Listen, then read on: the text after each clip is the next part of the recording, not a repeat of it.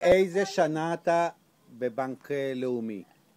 מ-1951. 1951. נו.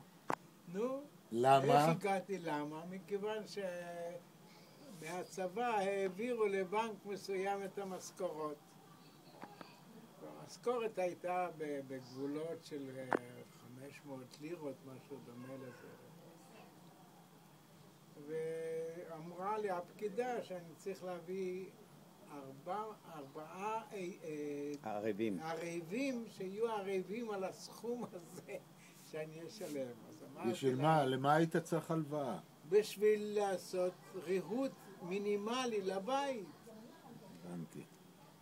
בקיצור, אמרתי, גברת, איזה מין היגיון זה, אני אבזבז 4 ימי עבודה של בן אדם בשביל לבוא לקבל מכם הלוואה שהמשכורת שלי עומדת בגובה שלה והכסף הולך אליכם ישירות.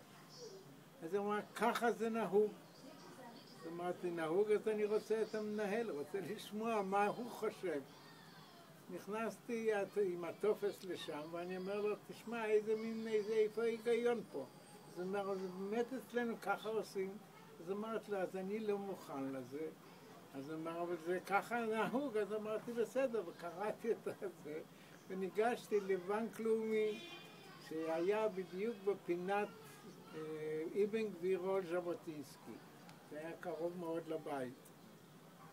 נכנסתי, ניגשתי לפקיד,